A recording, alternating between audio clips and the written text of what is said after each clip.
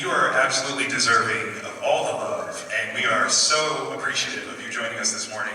How are you doing today? I'm doing so great because I'm here. Look at all these sweet people. Come on, y'all, make some noise for yourselves.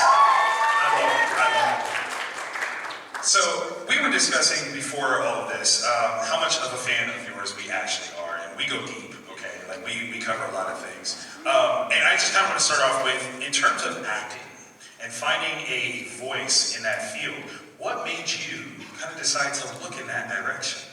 What, for acting? For acting. That's real. Nobody's asked me that before. In an odd way, like, the process of acting is where I most feel like myself. Wow. Isn't that odd? Not odd, but there's a beauty to that. You are discerning other characteristics, and therefore better define yourself. Yes, and I have to, before I play a character, I have to figure out in what ways I'm aligned with the character and in what ways I'm not aligned with the character. I have to discern a very strong point of view. And in order to do that, I need to know myself really well. Wow. And so through acting, I've gotten to know myself really well. And of course, there's always more to learn because you're always changing. And then there are certain characters that require you to grow in ways that you thought you weren't ready to grow. And maybe you weren't in your day-to-day life, but when you're acting, you can expand into that character and into their power and into their knowledge. And conversely, like into maybe their bad behavior. It's all there. So what you don't want to take with you, well, it's fun to let that out every now and again. That is amazing. Do we have any aspiring actors in the room at all? Okay. Oh, it's a divine. Yes. Hear that truth. I mean, sometimes you will find you in the things that you bring to life. Right. And then it's really important to define what's not you, so that it doesn't get in your way. Because I've seen sometimes actors will go, well, I wouldn't do that, And it's like, well, no, you wouldn't do that, but the character would do that. And maybe that character is doing something that's really awful, but you find a way to dive into that with as much integrity as you can. Yeah. That's great. Make some noise for that, please. I think one of the great things about that sentiment is that there's so many things that we see you in, and we love the portrayal, the projection of what you brought to life, but don't necessarily understand the totality of the work that went behind it. Now, I would say the first era of us loving you, the 80s, was such a powerful and prolific time period. Make some noise for the 80s.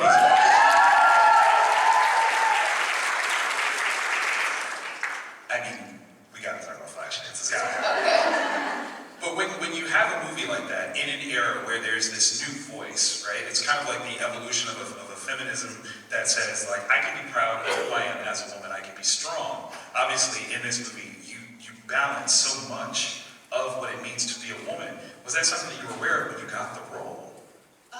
No.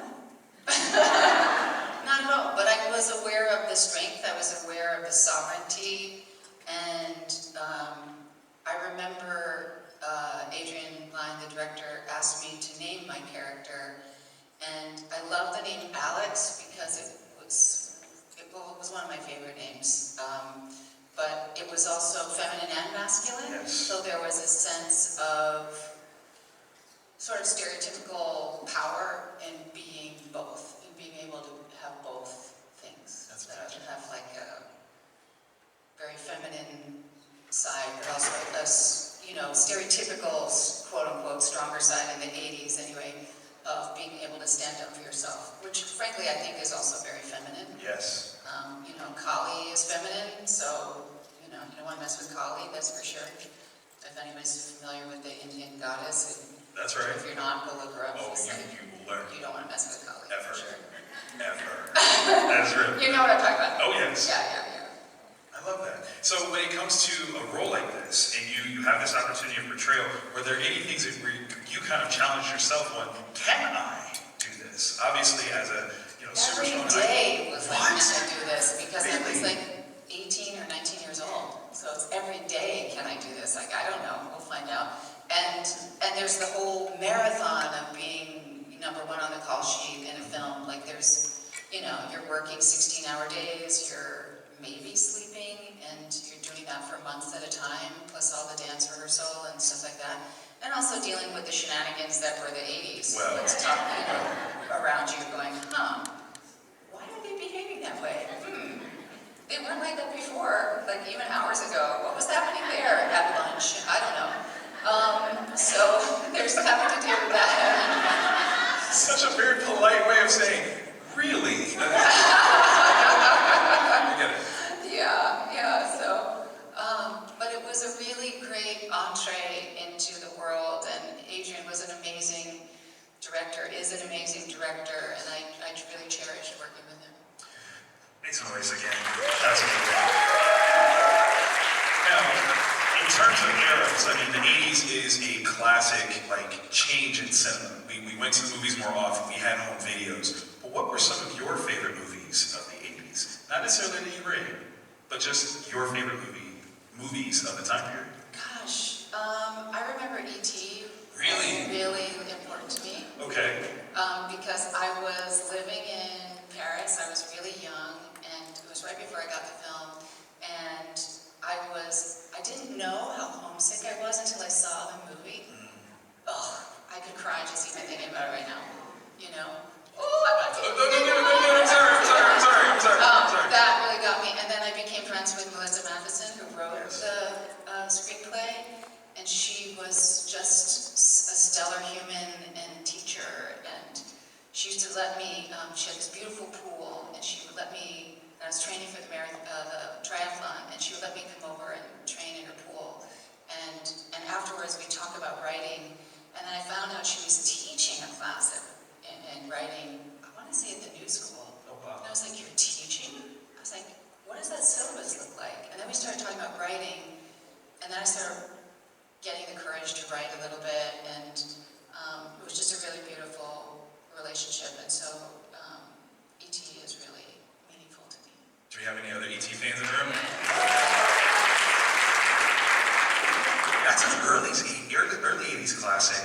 What about moving deeper into the decade? Were there any, classic John Hughes movies? Because obviously, Flashdance holds a space that is a part of that conversation, where there is a female protagonist, and it's about discerning how life works, sometimes how love works, and overcoming any sort of particular obstacles that have been put in her way. Are there any other movies like that you are from? Gosh, I honestly was reading more. I was like a really big reader. Put us on. What were you reading? I loved The Outsiders. Let's go. And right around then, I discovered Gilgamesh, which is this very epic. If anybody's ever read it here, I'd be shocked. But it's really beautiful. Yes, isn't it incredible? It's like this beautiful treatise on friendship and death and how to get through grief. It's a gorgeous book. But name some movies from that period, and I'll tell you. Okay, obviously, we move a little bit forward. Ferris Bueller's Day Off is a classic. Pretty in Pink is a big one. Yeah, I actually was, Don Steele talked to me about doing Pretty in Pink, and I thought it was a really beautiful script. Okay. And I just said, as beautiful as the script is, it's not mine. And I also knew that I had kind of sidestepped playing a high schooler. Okay. And I didn't want to go back to that. And I think Molly Ringwald is so phenomenal. Like, that's her movie. I knew it wasn't mine, so. I think that goes back to what you were saying about discerning who you are, who you're not, and kind of going, no, I'm beyond this point. Yeah, it's not even beyond. It's not beyond. It's like a taste in my mouth. Like, I know something's mine. Like, Book of Eli, I knew was mine. Devil in a Blue Dress, I knew that was mine. Like, it was mine. And I had to work so hard to get that part. Like, I had to really turn the tables over. But when I read it, like, it's a taste in my mouth. It's so weird. I don't know. There must be some scientific name for that. Maybe synesthesia? I don't know. A little bit. Maybe. But I could feel it was mine. And so I fought for it. And Book of Eli was very similar. And, yeah. And the L Word was one of those, too. Come on now. Come on. Yeah. You just gave us so many things. I don't know what to talk about first. Let's go Devil in a Blue Dress.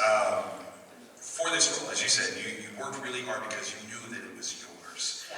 What was something that was challenging once you got the role that might have ever made you go, okay, do I really want this? Is this Oh, really? no, I wanted every minute of it. Like are there children here?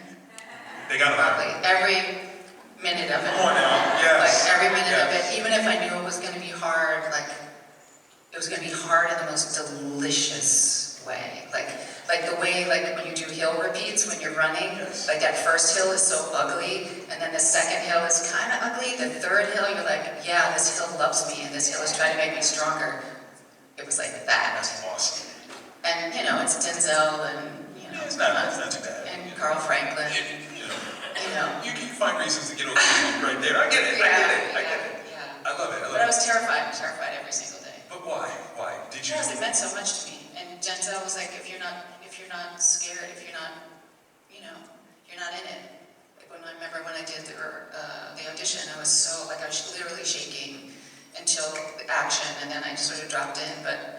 And after we were done, he was like, I'll see you in the spring. Wow. And I was like, I don't believe you, but I'll believe it when my contract is signed. But he's like, I just said, I'm so nervous. And he said, well, if you're not, don't have that feeling, then you're not in it. You know, it's that feeling like when you're at the starting line of a race, and there's like a balance between that, not anxiety, but like, and not quite fear, but the not knowingness, Right. and then the dropped in of like, yes, I want this, yes, I can do this, yes, I've trained for this. It's so fun. And it's what makes me like, it's so hard now because I want to find something that's really great. I want to find a project that's really great, and I read things that are, it's like, it's okay, but I want something that I can leap towards, where I have to dive towards it, you know, that's what I want. I want to be afraid So I in have the best way. Yes, but I mean I have that. I'm in therapy right now, obviously, like this is what's happening. In that way of wanting to be afraid and challenged in such a way, is it that you have now hit a point where you're not going to be served a role like that, but you'd have to create one? No, I think they're there. I don't know. I think you also, your sensibility changes. Okay. And so what frightens you and is maybe shifts. And what I read now maybe would have terrified me when I was 20 or something. Okay. Now I go, no, I need something new. Like I need something different to get, you know. Kind of get you Yeah. in that challenge space. So I just have to be patient. I have to be patient. That's one of the hardest things I think for any creative to get into is to understand how to wait for those opportunities to reveal themselves. Do you have a practice, a meditation, or anything that kind of helps you have an understanding of patience of self so that you can use that? I love your questions so much. Thank you. And I just like that, like let's just, you know, travel together. Anytime. I meditate every day, for sure. And I have been producing, so I've started producing projects because it's like if I'm not, and I don't need to be in it, like I just want to go see the story. And Eileen Chaikin, who's the showrunner on the L Word, she and I, along with Pam Druckerman, have started a company called Run Amok that's a multimedia production company. And That's right. which is artist-led, boundary-breaking. This is the whole point of the company, multi-channel. So I put a lot of my energy into that and writing every now and again while I'm being patient for the universe to serve up where I'm supposed to be. I love that. Yeah. Again, for any, and I don't want to just put it in for actors, any creative, if you heard what she said, it's the sermon here, I don't know if y'all know this. Be patient, but still be moving. She says she still writes while waiting. So whatever that thing is that you want to do in life, find some aspects to step forward in it while you wait for the bigger opportunity. Keep moving though. And yes, I think creativity begets creativity too. Yes. Like I draw as well. They're really not good, but I still draw, and I joined a drawing class at a senior center, which was really fun. And the teacher was so great, and I thought it was supposed to be a beginning drawing class. Right. And so I go into the senior center. There's Sid, who's 90. There's like another person who's like 86, 82. There's me, and I'm thinking, oh, I'll get this. Like if we're all beginners. And then I look around at their work, and it's so extraordinary. And they're all like retired graphic designers. And like when I turned to the teacher, I was such a baby. And I was like, I thought this was supposed to that's what happened, and they were all really sweet, and I was doing my watercolor goldfish, you know. It was fun, but it was really great, like, and the teacher led me to so many different techniques. Like, I had written this short story, and I want to animate it, but I want to animate it in black and white, and so she introduced me to all these different artists who do that very thing in charcoal, and so I have these fantasies of doing that, and I'm trying, but I don't know if that's going to happen. You're getting it every step. Okay, but this is the point, like, creativity begets creativity. Absolutely. I'm so proud of you for this journey. Like, this is Oh, awesome. thank you. I love that. Thank you, doctor. So you mentioned the L word, and in an era, the 90s, we're in this era now of change and acceptance kind of being a growing norm. You're taking on this role, truly iconic to the LGBTQ plus community, and kind of making a statement of feasibility of voices. When you get this role, now obviously, you've had time for acting, things like that, but now you have an understanding of, wait, now I'm actually saying something very specifically with the roles that I take. Was that part of your decision, or was it just a great character in a great series that you were just happy to be a part of? I think it's all of those things together, right? Like, there was a very clear knowledge that I was saying something with Devil in a Blue Dress, Yes. too, and also with Book of Eli, for sure. And lots of different parts, but with the L word, I don't know, it was really very clear, like the message is very clear, that love is love. And sometimes, the best character can be misbehaved too. Sure. And wanted to embrace that sort of messiness of Bet. Yes. She's not perfect at all, but really trying her best to love as deeply as she can. And sometimes that gets her in trouble, for sure. It does.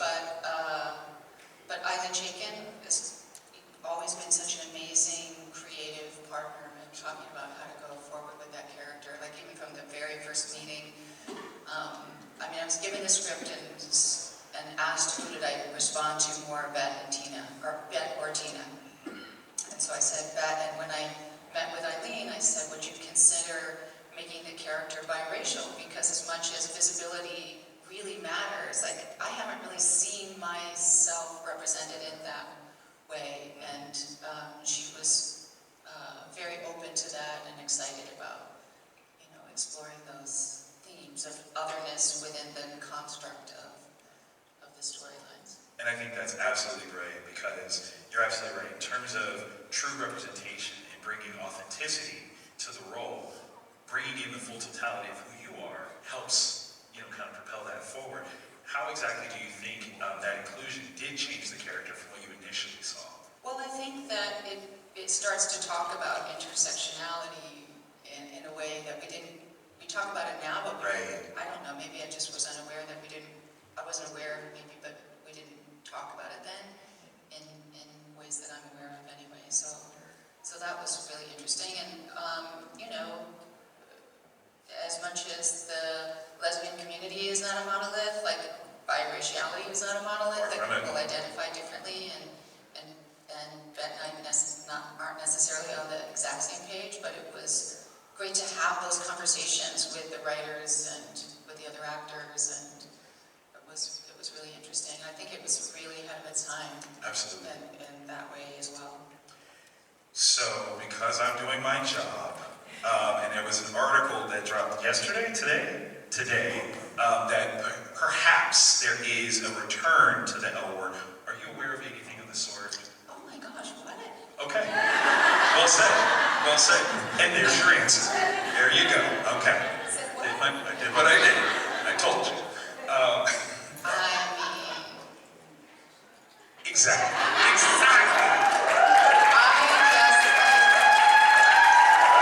I just think those people who want the L word back should be messaging Showtime, like 24/7. Let's go. Tell them. 24/7. Tell them now. Okay. Yeah. times a day, okay? This is kind of important. But I think that's such a wonderful thing because, again, it also speaks to the truth that the conversation's not over, and that the reality of everyone from different walks of life is not just so concretely finite in a season, in a series. We can keep going and see how that changes. Yes, that's the most exciting thing. Yes. It's so exciting, and it's so exciting to see how different generations, well, especially newer generations, younger generations, are change language, Yes. change pronouns, change, like demanded to be addressed in the way they see themselves, the way they experience themselves, rather than being dictated to. Yes. Like, and I love the sovereignty in that. You know, who am I to tell you what your experience should be? Please tell me what is your experience and how you want me to address you, because it doesn't affect me at all. Like, I just want everybody to have their own space where they feel fully themselves, because if everybody's feeling fully and authentically themselves, it gives the next person permission to feel fully and authentically themselves, and then the possibility for evolution is that much greater as a community at large. Does that make sense? Please make noise for that. The place that you're describing, I want to go to there and live there all the time. It's called Canada.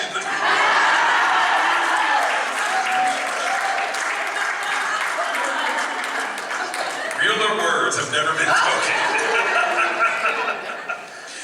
And on that note, to kind of pivot into the Book of Eli, because I guess we are kind of in a dangerous position of leading into a world that kind of is like that. To get this role, you're pairing back up with Denzel Washington. By chance, did he give you that same line, "I'll see you in the spring," or was it a different sort of outcome for this audition? Yeah, it was different. It wasn't quite as many hoops. Okay. But I was just so thrilled. Like, every day I was so thrilled. Like, I was making, in the story, it's this post-apocalyptic story, and my character is blind, and but we live in the desert, water is at a premium, and I decided I was playing this queen who had lost her crown, kind of. And I was making my own jewelry. Like, I made my own jewelry. I had such a great relationship with the costume designer. Gary Oldman is just the most delicious, delightful being you can possibly imagine. In between scenes of him, like, trying to beat me up, we're singing songs from Chitty Chitty Bang Bang, Like, it's really funny. And just a great group. And Mila is wonderful, and I got to work with her again, and Luckiest Girl Alive. Absolutely. And it was just heaven. And, I'm in New Mexico. Like, I love New Mexico. It's, I think, one of my favorite states, if not my favorite state. So it was just an all-around good time. Has anyone not seen the Book of Eli? Feel free to raise your hand. Like, don't worry. Like, nobody's going to judge you. Okay. Yeah, but watch it. It's really, like, they're so good. Denzel's amazing. Phenomenal. Gary's amazing. Yes. The Hughes brothers are such great directors. I have a question. I don't want to spoil the game in asking this question. Though clearly Denzel plays Eli, the protagonist of this story, but I think at the end, truly, Claudia has the secret. You win. That's my secret. Like, when that happens, and I was like, that's what you get. That's what you get, right? Yeah, that's right. Oh my God, I love that. What a great, comeuppance of a power shift, where in so much of what Gary Oldman's phenomenal portrayal of just dastardliness, he is reduced. Yeah. And again, credit to him as an actor to truly capture what that looks like. Yes. To be on high and then be laid low. But for you also to reflect a person who seemingly has been beat down, done dirty, but then And my daughter's done dirty. I'm like, child, do not mess. So Claudia was like, oh no. But the glow you bring, and just the subtlety of realizing what it is that he now needs of you. Yes. Is absolutely amazing. Oh, it's so fun. Yeah, watch it, because the last one was so fun. It's so good. Yeah. Okay. I love this, because I get to relive stuff, too. Yeah, it's fun. Awesome.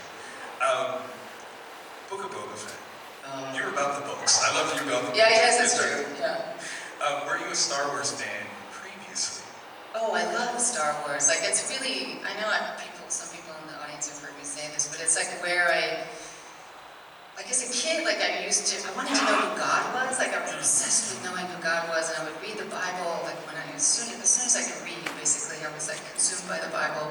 And my mom, who had been raised Catholic, I asked her, first I asked her if I could go to Hebrew school, because all my friends were Jewish, and she's like, no, you're not Jewish, you can't go to Hebrew school. And I was like, well, can I go to Sunday school? And she goes, no, I don't want you anywhere near the nuns. But I thought, there's like a secret language, like I wanted to know this secret, and because I could sense certain things, like especially because I spent a lot of time by myself when I was a kid, and I'd be out in the field, which was basically the nun's lawn across the street. And, but you can sense something. If you spend a lot of time in nature, you sense something, and you can't name it as a kid. And I don't even know if you can name it as an adult. But when I heard about the Force, when they were talking about the Force, I was like, that's it. Like, that's this thing. Of course. That's it. And I got really excited. That's amazing. Yeah, it was really fun. Okay, so the opportunity comes to you. You get to be a part of Star Wars. I remember the moment, like I was just like, oh my God, I'm so excited. I'll do whatever it is. I don't care. Like I just want to be in that universe. And then it's this great part with these amazing showrunners, but I feel like it's a karmic honor to be in Star Wars. Like that's how I feel. You've earned it, absolutely you've earned it. But my biggest question to you is, in terms of filmmaking of sorts, there's a lot of changes that have happened in the industry from when you started to getting onto Book of Boba Fett. What was the most amazing piece of technological advance that you got to experience? Well, all those screens, like where you get to see the actual thing. Like Right. I thought, oh, we're going to be working with green screens, and I will have to be imagining things that aren't there. And that was untrue. Like everything was there. That's right. It was so cool. When you worked in the volume, is that what that Yes, was? yeah. Yes. Yeah. So when you are acting and you get to actually experience things, does that allow for you, in terms of craft, to kind of turn off we'll call it the imagination part, where you just have to dream something up, and you get to live in it a little deeper because it's right there? Well, I think you could still live in it deeply, Okay. but it just takes one step away. And it allows you to react to not something that's in your imagination, but that you know is in the filmmaking, what the audience will actually see.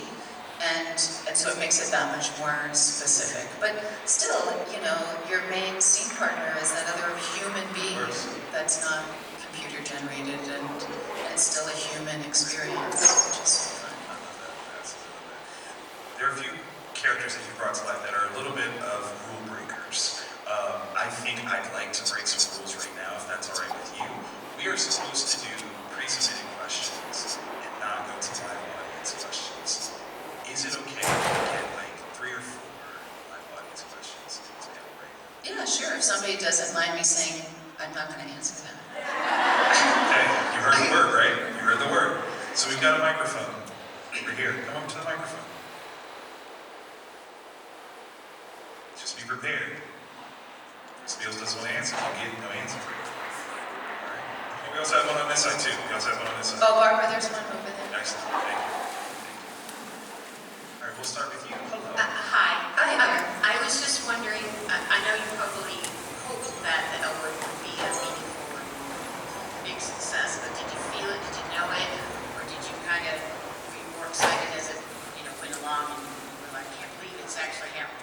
Well, I knew, for me, the definition of success is if it was helpful to people, and I knew it when I started getting fan letters where people were mirroring back to me what I had hoped for the show.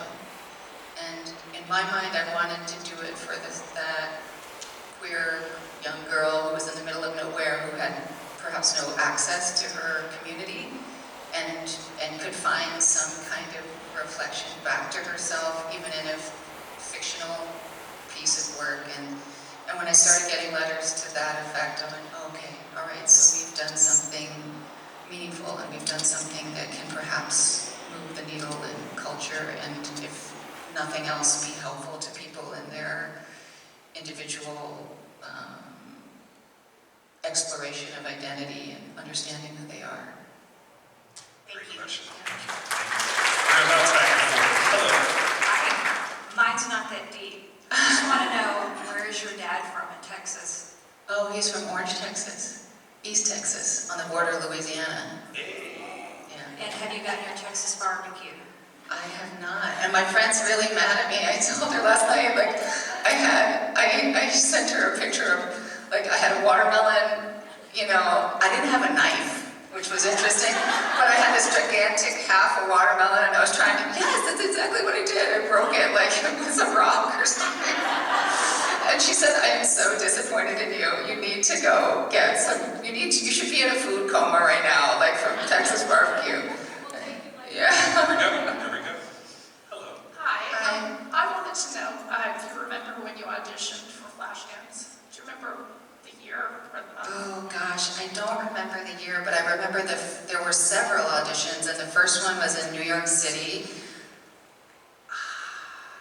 I want to say it was the summer of '82. That's what I was saying. I think so, and I hadn't eaten. Like I flew in from Paris. I was living in Paris, and I flew in, and my luggage was lost, and I had just basically the clothes that I had on, and I was supposed to be seen the next. I stayed in the 92nd Street Y. I think it was the 92nd Street Y. There was a Y uptown. I stayed in the Y.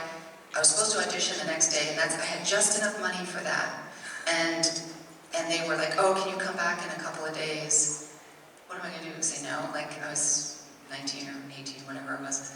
And so I remember I slept in the park, and because I didn't have money for rent, I like literally had a pint of blueberries or something. Like why I chose blueberries, I don't know. I don't know. They were pretty. But yeah. I have a funny story. I was a model at that time in Tokyo Okay. in January of '84. And I was at my agency and I was looking through a book of Polaroids. And I looked at this one and it's from Paris. And I go, that's Jennifer Beals. What's the name of the agent? With, I believe it was Tokyo. And she goes, yes, her name is Jennifer. I remember her. But she hadn't accepted, hadn't taken you. And I thought this was a blessing in disguise because you would not have been able to audition. What's the name of the agency I again? think it was called With.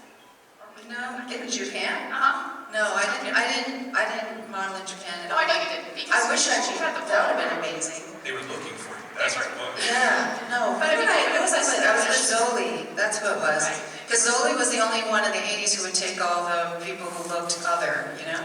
Everybody else was wanting, you know, like blonde, blue-eyed. And I did stay at Eileen Ford's house for a summer, and she was really nice. But anyway. But anyway, I just want to say it was fortuitous. I hope you took the Polaroid. I didn't. But she felt really dumb that she hadn't accepted you. I don't mean accept you, but I mean, no, she shouldn't feel dumb. Everybody has their, whatever their thing is. And I'm grateful she didn't, because I wouldn't be here with Exactly. y'all. exactly. So, Thank you for that. That's awesome. Hello. So, hi there. how you doing? Hi, stranger. Yeah, I know. This goes back a little ways. So we're going to go backwards and then a little bit of the upward. I watched again the other day for, I don't know how many times, Let It Be Me. Oh, okay. A little film that I just happen to adore.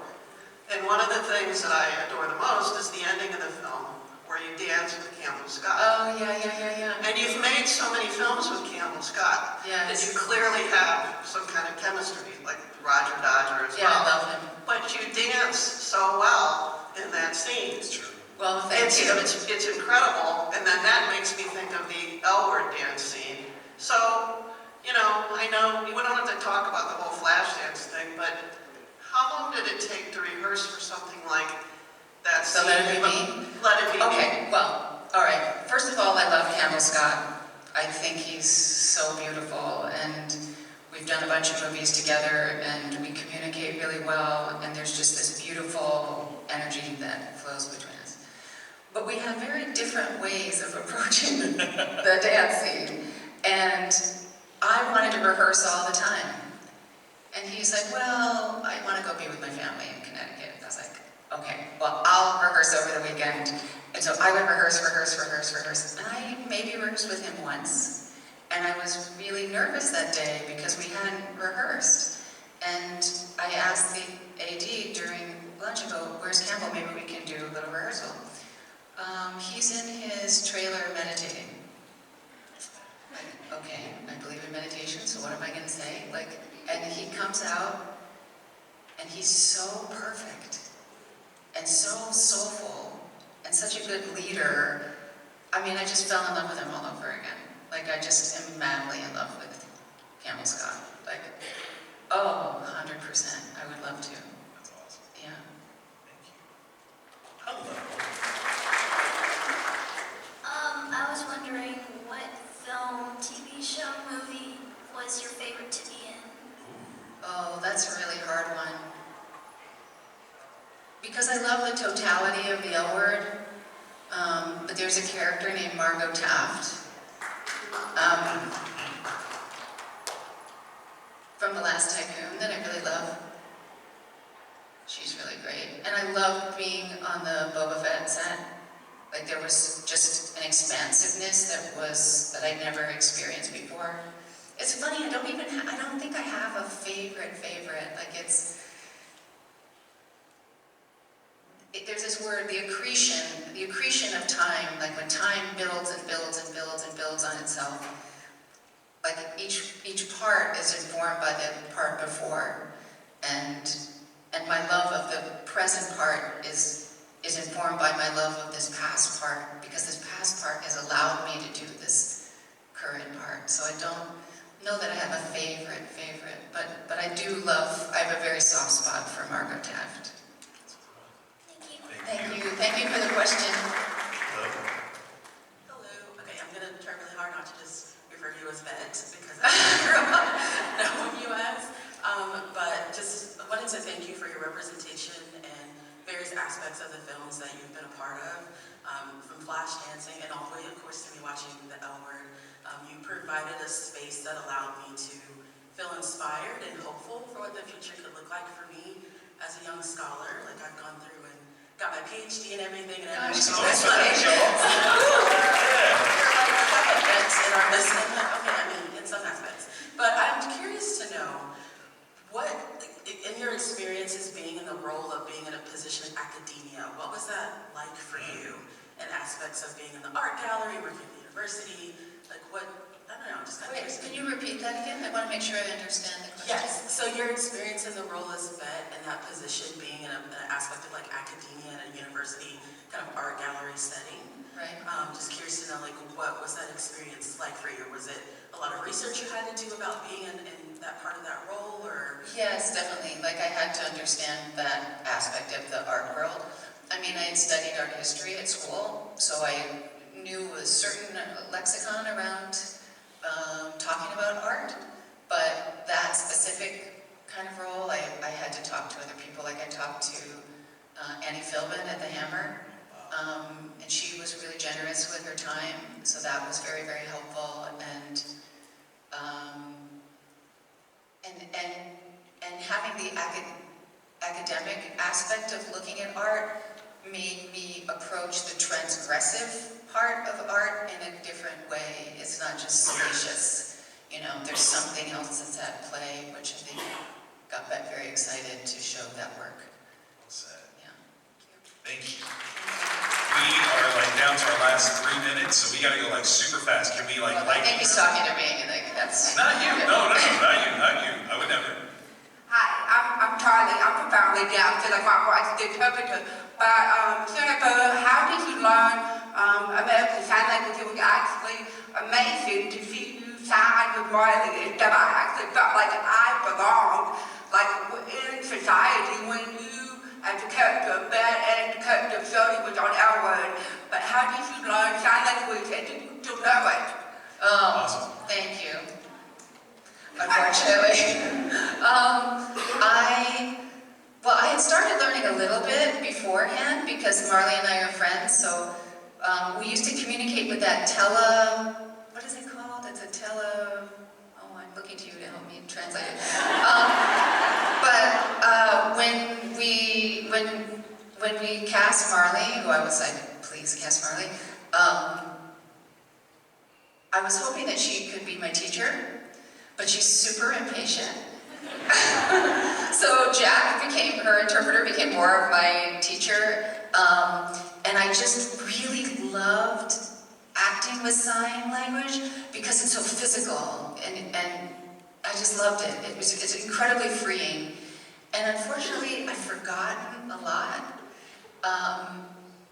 but I'd love to get another. Yeah, exactly. I'd love to get another part with sign language. It'd be really fun. And American Sign Language, because there's different dialects. Yes, indeed. Like you go to somebody in the UK and you start signing American Sign Language and they don't necessarily know what you're talking about. Absolutely. Yeah. Yes. Thank you. Thank you. This might have to be our last one, but we'll see how fast we can get through. Hello. Hey, how's it going? Well, thank you. Before you prepare for a part, is there some type of meditation process or like a healing vortex or like a place that you like to visit to make sure that you're like ready for the role? Oh, that's really interesting. Some of that's a secret. It's fair. It's fair. But I do meditate and I'll ask a question and see sometimes what comes up in the meditation. But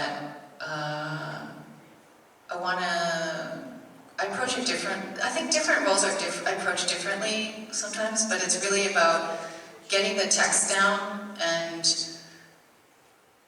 learning what I can from the text, and then learning what I can from my own imagination and whatever the universe wants to send my way. But sometimes dream work, I'll use dream work, some meditation, writing. I'll write a lot about the character through their voice. That's brilliant. Yeah, drawings, sometimes I'll do drawings. But like we were talking about before, creativity begets creativity, and so they all like lead to one another. Absolutely. Yeah, it's fun. Thank you for that question. Great question. Thank you very much. We have these two left in line. Would you like to try to get through? Yeah, sure. Hi Jennifer, my name is David. I've been a fan since the L Word. I love Thank you. I adore you.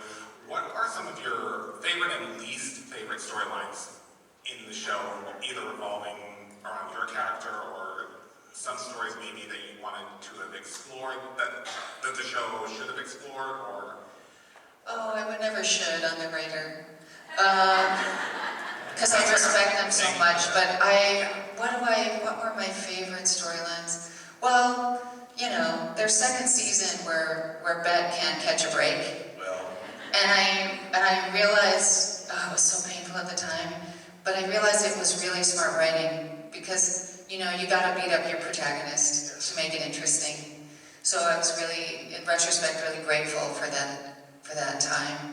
And I'm really glad, though, having said that, in Generation Q, that Bet and Tina find a way back to school. Because I think the community gets enough, being gay is hard and it will be punished kind of story. Joy is a radical thing. Joy is revolutionary. Joy, its sovereignty is implicit in joy. So I love that we were able to do that. Yeah, I don't know what else. Is that satisfying? Yes, it does. Thank you. and our very last one. Oh, somebody's dressed like somebody I know. Hi, how are you? Good to see you. This is a silly question, so I'll be quick. I know this is the year of the witch with Wicked, Agatha All Along, there's Practical Magic coming up. You said that you wanted to play a witch. Yes, I do. That would be a really, what sort of witch would you like to play?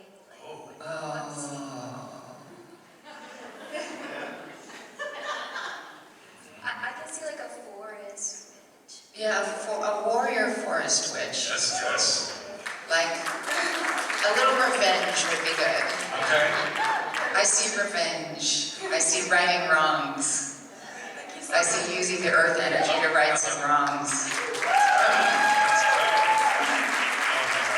has been a true honor to share this time with Oh my you. gosh, it's been such a pleasure. You're Thank you. terrific. Thank you. Fan Expo Dallas. Join me one more time.